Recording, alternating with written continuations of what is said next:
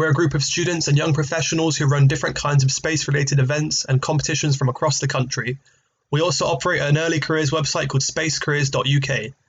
Our webinar series is run by the Space Careers UK team and are designed to educate on careers in the space sector. We'll be holding further webinars in the coming months, so look out for those and follow us on social media for more information. Now, before we begin the webinar, there's a few things I'd like to make you aware of. Firstly, a recording of this webinar will be available on the UK SED's YouTube channel shortly afterwards. Secondly, we'd love to hear from you. So if you're on Twitter, use the Careers Launch Online hashtag, and if you scroll down on the website, there's a live chat you can participate in. I apologise, but this live chat will only work on mobile. Won't work on mobile, and only work on your browser.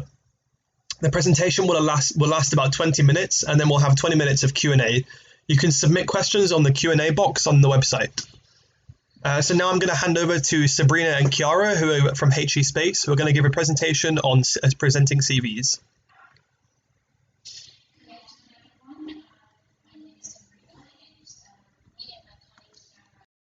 To be hosted on today's session on launching your career with a perfect CV. Chiara and I would like to quickly introduce ourselves before we start. So, Sabrina, I am working for HE Space since a year now, and I have a bachelor's degree in business studies and international management from Catch Business School in Marseille as well as Hochschule Bremen. And I have been working in recruiting in the US as well as here in Germany. Now I hand over to Chiara. So hello, good afternoon, everyone. My name is Chiara. I'm working for HE Space since November 2018.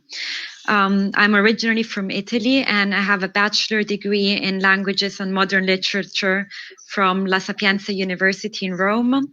And I studied my master's in London through tourism and events management from the Westminster University. And I also studied at the Imperial College Business School in London, strategic marketing.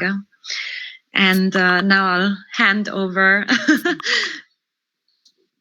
All right, so what will be the content of the presentation? So I want to quickly introduce you to HE Space, what we are doing as a company. Then we would like to cover a couple of aspects in regards to a good-looking CV and to ask you the question, is your CV complete? Then we would like to get to work together. So we'll look at a sample CV, and we will look together if there's something that could be improved on this respective CV. And then we will hand over to Armin, who will launch the Q&A then. All right, so who is HE Space and what we are doing? So HE Space has been in business since almost 40 years now. We are solely focusing on the space sector, where we are employing space experts to our clients and notable players like the European Space Agency, Ariane Group, Airbus Space and Defense, EUMETSAT, as well as DLR. And our colleagues contribute towards every major European space program overall, everywhere in Europe. So just a quick side note, since 40 years, we have been achieving continuous growth in revenue and also in the number of colleagues that we added to the HE Space family. And what's very interesting and what some people say is where you can see how passionate we are as a company. Our CEO and founder, Scott Milliken, contributed as an engineer to the Apollo 13 mission and wrote on the checklist. And he is still involved in the overall business of HE Space, which is quite nice. Here you can see our location. So the boxes in red are basically our offices. So we have one in Nordwijk, located close to the ESTEC location, one in Bremen in the north of Germany, close to Airbus, another one in Darmstadt, close to ESOC and EUMETSAT, and another one in Houston. The boxes in blue show you the locations from ESA, where all of our colleagues are are working at, as well as our industry partners, as I said, Tata Linear, OHB, Ariane Group, Airbus, and DLR. So now the question, do you have the perfect CV? And I can tell you one thing, there is actually no perfect CV. So not one CV works for every applicant and every position. So today we want to cover a couple of aspects in regards to a kind of like checklist, what could work for you and what might not be a good solution for you for the job or for your particular profile. So the first question that I want to cover is, shall I use a picture on my CV? And it's basically, or there are like two sides to the story, since there is, first of all, personal preference, and then secondly, local restrictions. So certain CV contents are also dedicated by law, restricting what personal information employers are permitted to ask an applicant. And in this case, photos, of course, play a big role. Personal photos potentially reveal a lot of you, like your gender, your age, ethnicity, religion, physical characteristics. And in many countries, employers may not even be allowed to solicit this information directly. So what we would recommend to include a picture in European countries, expect Ireland, UK, Netherlands, and Sweden, as well as China and Japan. Employers expect to see a photo in those countries, especially in Germany, for example. And companies are not allowed to request a picture in the vacancy announcement. However, they argue that a CV with a photo provides a more complete representation of the applicant and lets them make a connection with the person in a better way than just scanning words on paper. In terms of the following countries like the US, Canada, and UK, we don't usually include a picture, or we suggest not to include a picture due to the labor and anti-discrimination laws. Regardless of the country, if you do add a photo to your CV, you should make sure that this particular picture is like a business-like portrait. The picture should be recent, should only show the head and shoulders, a neutral background. So please don't include a picture of your previous vacation or party. And you should wear just professional attire. And if you put a link on your CV with your LinkedIn profile, please make sure that also there your picture is a professional one. So if we look at the sample that I made, example from Chris Harrison, he's applying for a web and graphic designer role. It's a completely different role. However, I would say in this case, it's important to put a picture for his position. However, I don't think it's the best one that he could choose because he's looking to the side, so it's not a very welcoming picture and you can see his eyes. So I would also welcome you to look at those aspects. Are you having a smile on your face? Do you look approachable? Because that is a factor that has an impact as well when you want to put some type of related content to that picture. All right, then the next point, what about nationality, marital status, and address? For the marital status, it doesn't affect your ability to do the job. Whether you're married or you have like many pets, it doesn't really matter. So you could leave out your personal details. In fact, in some countries, it's now illegal to discuss a candidate's marital status under the Equality Act, for example, in the UK. Therefore, just don't put it in at all. Regarding your age and date of birth, it also doesn't affect your ability to do the job. So I would also suggest you to leave it off. Recruiters and technical or hiring managers can always see your years of experience and everything that's important to the role or the expectations in the CV itself. In regards to the address, there are different perspectives. Perspectives on providing detailed contact information. And the answer is really yes. It depends if you want to put an address or not. So I'm sorry, I'm hearing some background here, but I just continue. So the advantages for the recruiter, let's say, is basically that if you are located in another country, they are already aware of the time differences when it comes to setting up an interview.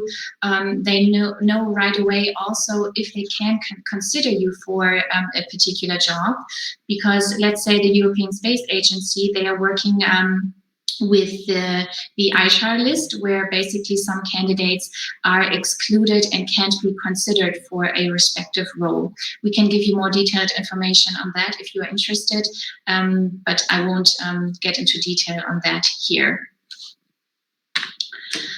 Now I will hand over to Chiara, who will tell you more about the design and layout of the CV. Okay, so let's start with the design and layout. Here you can make two choices when deciding how to structure your CV. You can either go for the Europass format, so the standard European format, or of course you can create your own layout.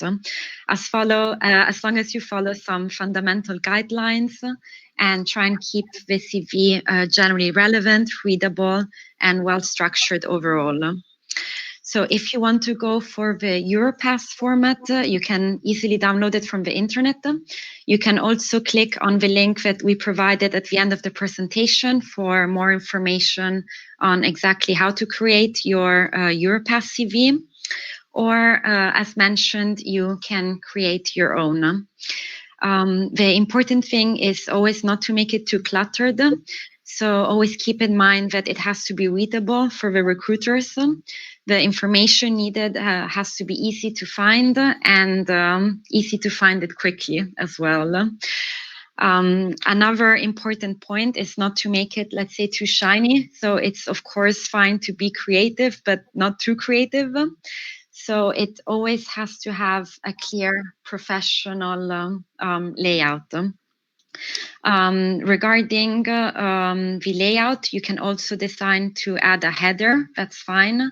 You can add a short summary at the beginning of the CV, especially when you're applying for a job and you don't have a cover letter to support your application, just to state exactly, let's say, who you are and what you're looking for. So the aim of the application. That's fine to insert in the CV as long as it's nice and meaningful, and that it's not, let's say, a double presentation to the information already included in your CV. So it has to add something more that's not already in the work experience, education, or skills sections included in your CV. The next question here, so it's about the length of the CV. How many pages can I use? Many people have in mind that all the information regarding work and education has to be fitted in one page. And especially for the space industry, that is not actually true. So usually a good CV can be a couple of pages long or longer than that when you have added work experience. So as you grow your work experience through the years, your CV will also probably grow in length. But at the beginning, a couple of pages is fine, as long as everything that you have in the CV is relevant to your job application. So, for example, if we go then to the structure and the content, that's also related to the length of your CV. You should always keep in mind that you have to adapt what's written in the CV to the application you're sending the CV for. So it's not really good to have one standard CV and then send it out for 10 different jobs, but always to add something in order to make it suitable for that specific position that you're interested in.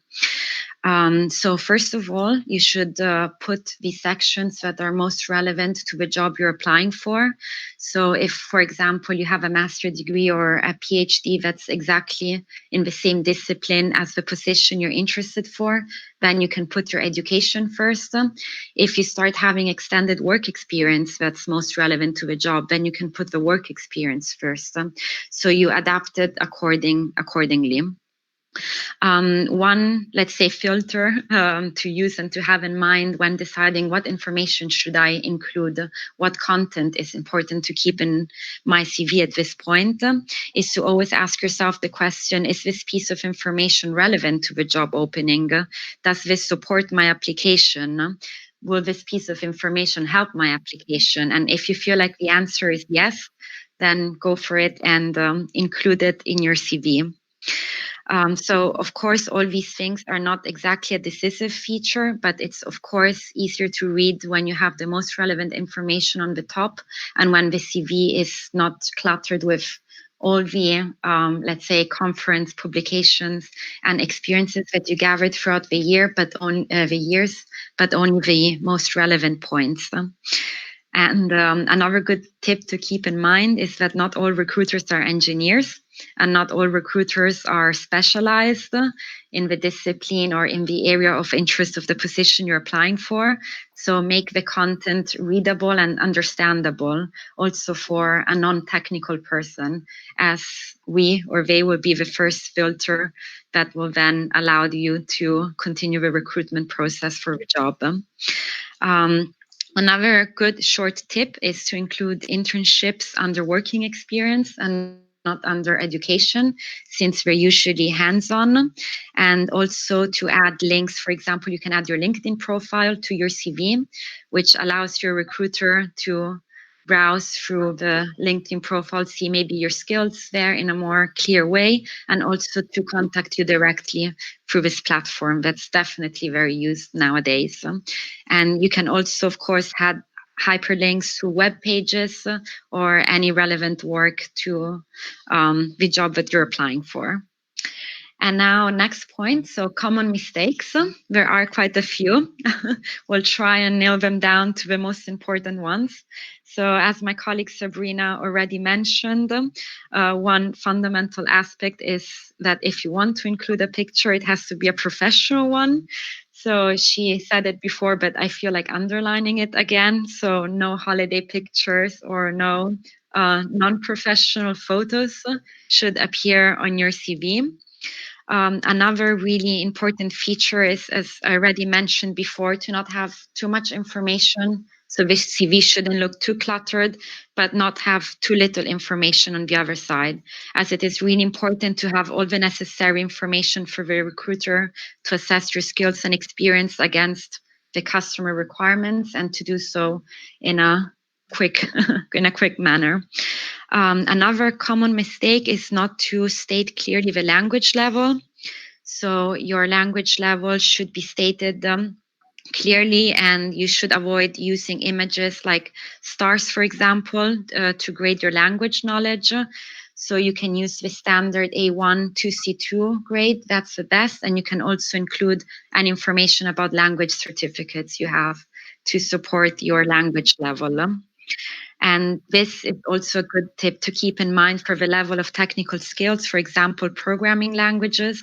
It would be useful if you evaluated yourself and graded your technical skills, for example, with basic experience, expert, knowledgeable, or so forth, just to give an idea if you have been using, for example, that programming skills and what your level is there.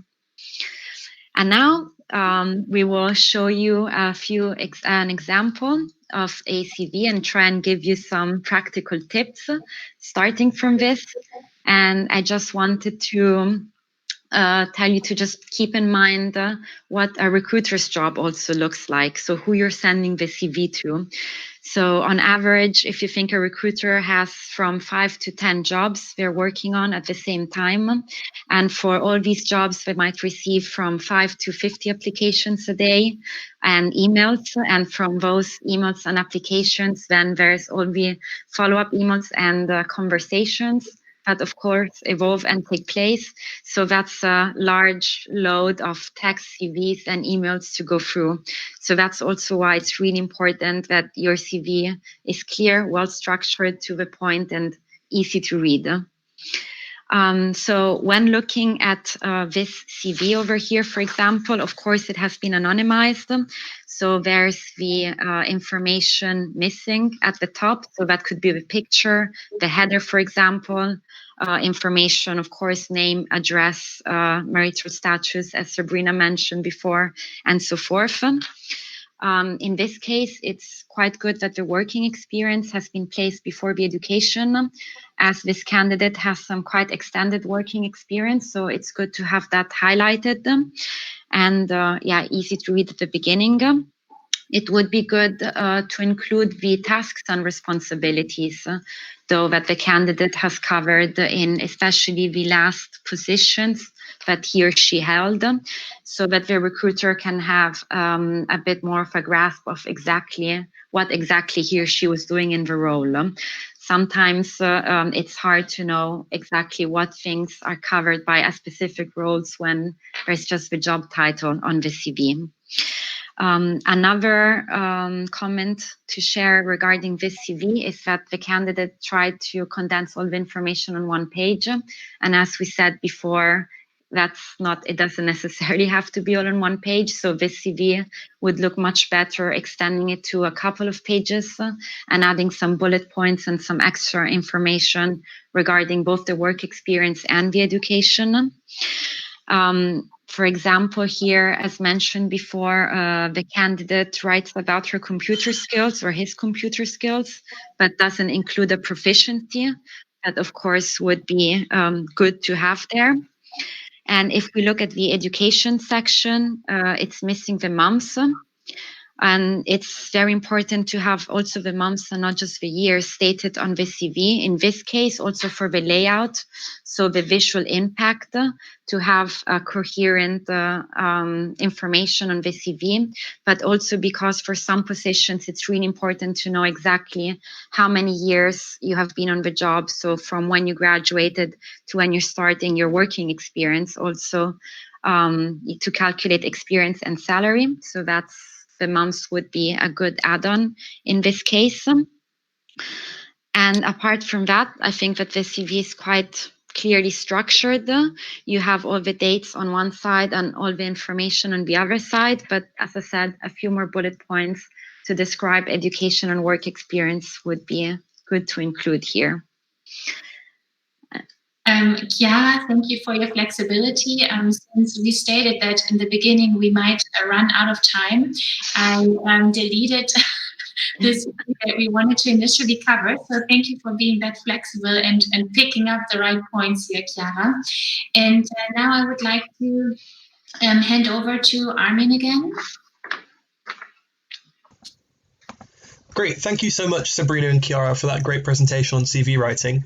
It's really interesting to see how we can tailor our CVs for the space industry, and I think some of the tips we've got today are going to be really invaluable for whether we're applying for internships, grad positions, or work experience.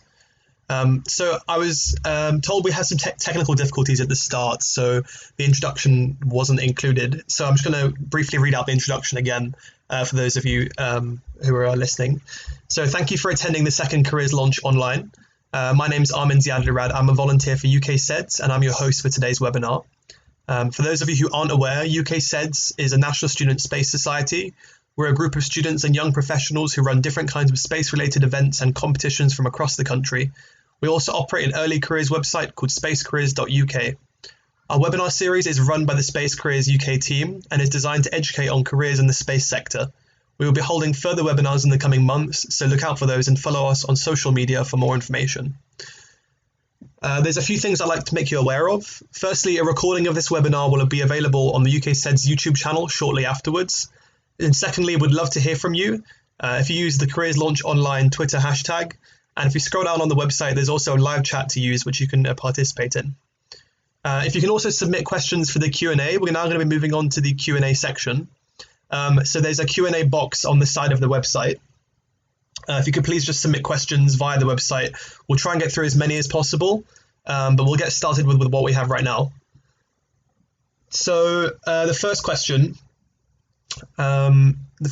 is from Anonymous. It's, as an engineer, I've always been told to do no more than 2 pages for my CV. Do different jobs have different requirements, or is that not necessary? Chiara, do you want to answer this question, or? Of course. So this really depends on the experience you have. If you are at your first working experience or only have an internship that you've done so far, then I would say that a couple of pages is a good length. If you have more years of experience and you feel that the work experience you have is relevant to the position, then of course you can go over the 2 pages and add some extra information to support your application. Great. Okay, next question. Next question is again anonymous, but it says, entering the industry in personal relations, communications, or marketing, how difficult is it, and what should someone with a scientific background focus on? With a background in marketing, what was it? Marketing and communications? Yeah, so entering the industry for communications or marketing, but with a scientific background. Well, to be honest, that is a very interesting question because mostly we have those type of jobs, and to enter the industry, it's basically again trying to do internship during your studies that are of your career interests, and then showcase them on your resume in alignment with your scientific background. I think hands-on experience is the most important factor for entering the industry in any case. But I wouldn't differentiate like going to marketing communications or going to a direct engineering role here. Chiara, would you agree, or do you have something that you could add to that? I think I agree with everything you said. We do have also positions, of course, marketing and communication in the agency as in the industry. So everything you said, it's valid advice here. Great, thank you. So the next question is, should I provide references up front with my CV? Mm-hmm. I think it's valuable because it makes your application a little more, not official, but we could directly contact the person, but please make sure that the reference that you are providing is aware that he or she is put on your resume, and also that they give you the consent of doing that. That's the most important thing. However, I would say in the first step, or when you're submitting your CV, it's not really necessary, to be honest. Mm-hmm. Great. So the next question is, what are key skills or keywords that you look for in a space-related CV? Okay, so this is a very broad question, as it largely depends on the position, of course. So let's say when writing the CV, it's really good to include keywords that you find in the job description. So I will flip the question and see it from a different perspective.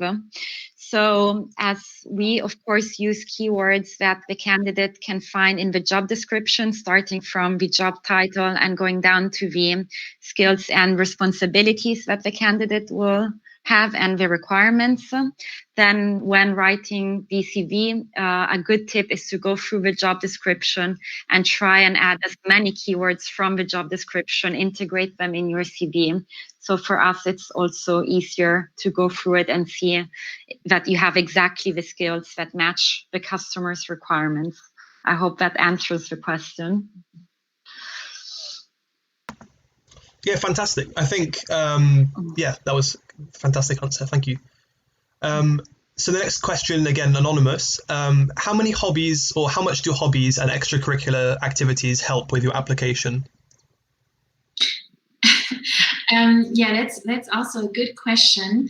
I think if you have some space left on your CV, it's nice to put 2 to 3 hobbies, but please exclude very risky hobbies like skydiving or like things where you can like potentially put you in danger or is like a little more riskier sport. However, I think it's nice, but we are not putting a lot of emphasis on that. Well, basically no emphasis unless it's work related. Like if you are involved like in a particular project or in a student group and you are doing space related things. So everything that could prove that you are more interested in that particular field you are applying for, then of course it's good to add a hobby, but don't use risky sports or like traveling. Well, traveling, doesn't give an indication. Like if the position, let's say, is located in Spain, then and you really like traveling to Spain, then you could put this. So be specific and check where's the job located, and make it adjusted to that. But again, I would leave it out if you don't have enough space on your resume and you would risk adding it to a second page. Great, thank you. So the next question is from Per. They ask, should I use a summary at the top of my profile for my CV? So a summary or a header, as we covered also before, is good in certain occasions, let's say. So for example, when your application is not supported by a cover letter, then it's good to have a very short 2 or 3 sentences, so max 4 lines, let's say, just to describe who you are and what you're looking for, your aim, but it doesn't have to repeat the information that's already included in your CV. So it's good if it's an add-on, not so good if it's a repetition.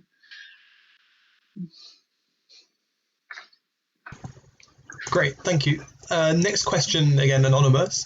What would you use to differentiate between 2 very strong CVs from very similar candidates, and how would you decide to choose which one?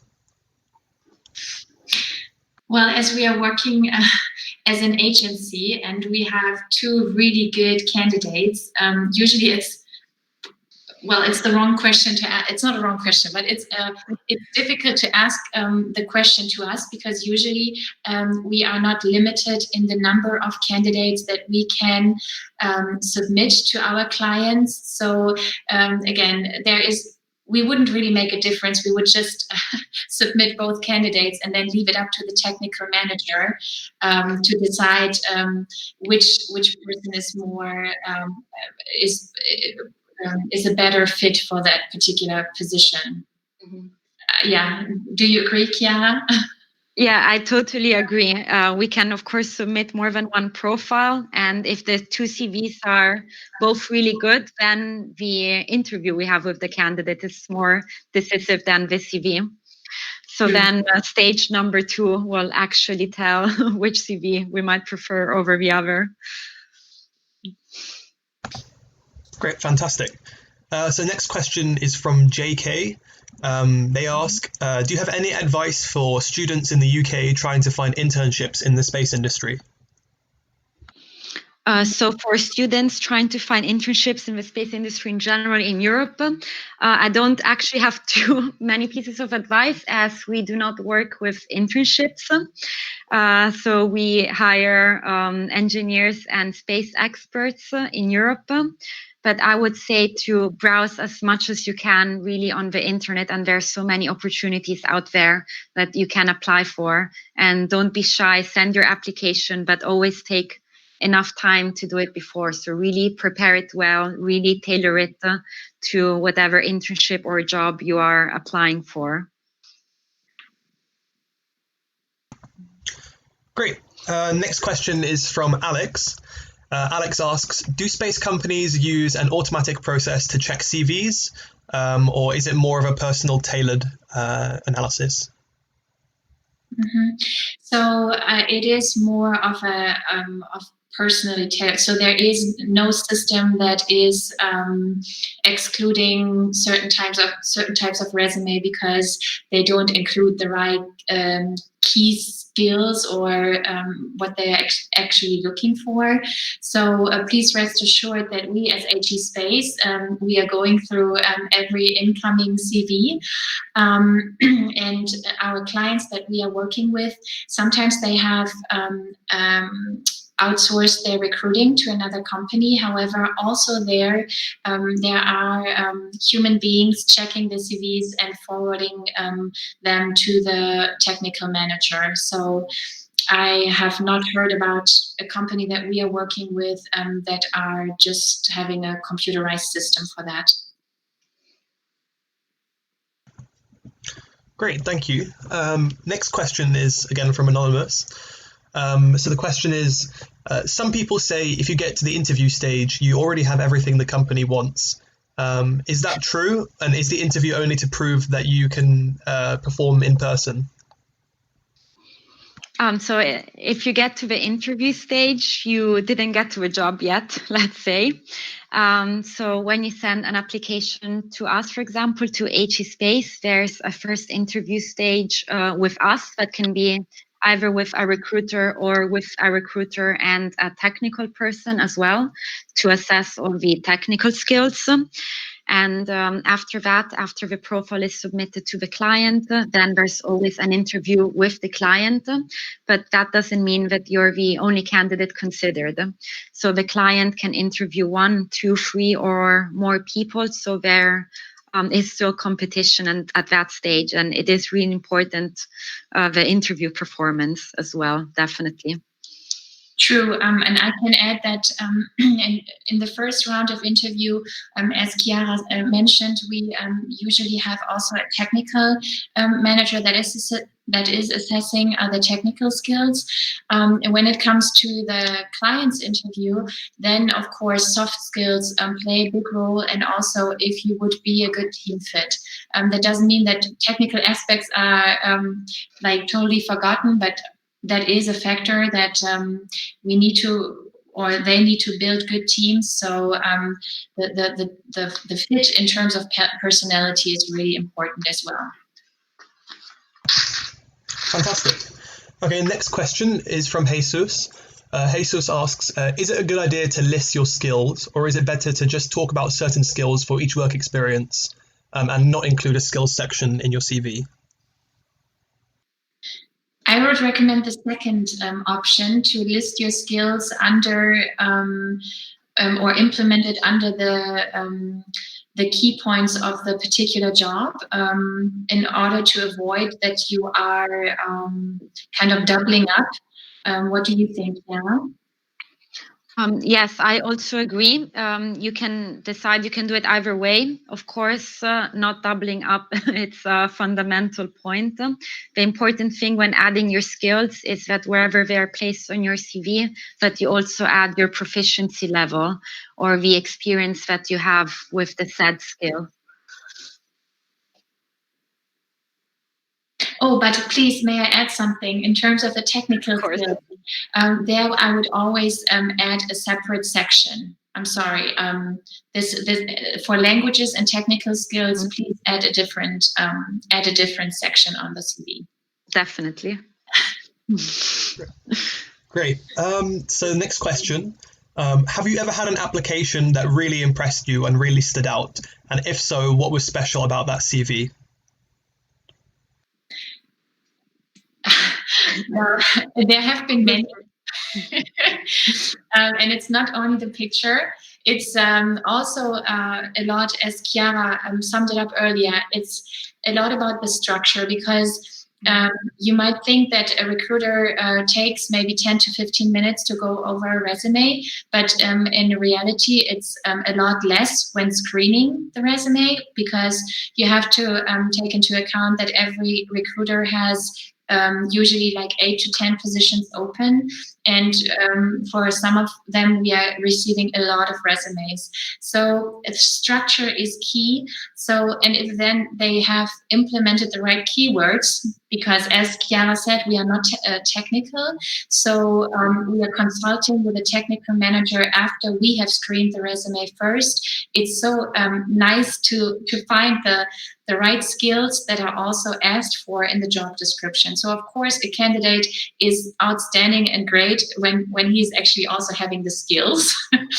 And in addition, I also like when it's just not when they don't exaggerate, because I understand when you recently graduated or you are about to graduate, don't fluff it up too much, because then it gets very hard for us to really estimate if you would be the perfect candidate. I mean, we all started somewhere, so just be proud of what you achieved so far, and don't try to be something that you are not yet, because then based on what you put on your CV, we can find the right opportunity for you, but it makes it really hard and is really not helpful if you are adding too much things that you are basically not really capable of, or you don't have the skills in.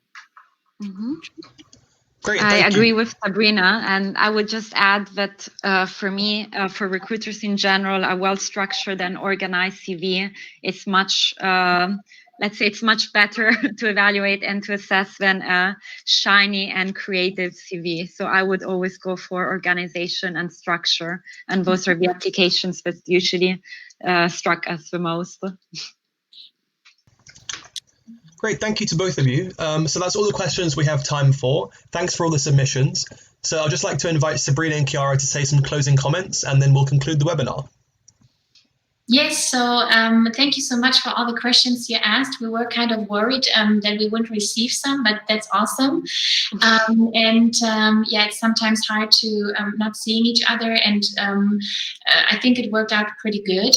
So if you have some further questions, or you would like to connect with us, please check out our webpage. There you can find information on all of our recruiters, and you can choose the right one based on the picture or the background you choose. and then also, as you can see on the slide, the link to create the Europass CV. And also, please feel free to connect with us on LinkedIn, because of course, our interest is also to find great candidates, so that we can build up our pipeline, and then we are already connected once you graduated, and we can help you find the perfect fit for your career goals and the next position. So thank you for your time, and I leave it up to Chiara. So, well, I think Sabrina wrapped up this presentation really well, so I don't feel I have much to add to this. I would also like to thank you for listening to us for these 40 minutes.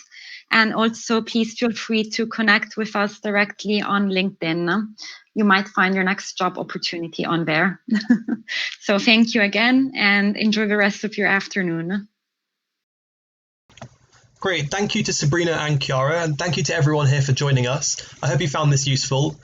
We really value your feedback, and we'd be very grateful if you could take the time to fill out the short feedback form beside the webinar. To find out more about these events we run, follow Space Careers UK on Twitter, Facebook, LinkedIn and Instagram, and sign up to the UK SEDS newsletter via ukseds.org. And with that, I'd like to thank everyone for coming and close this webinar. See you all next time.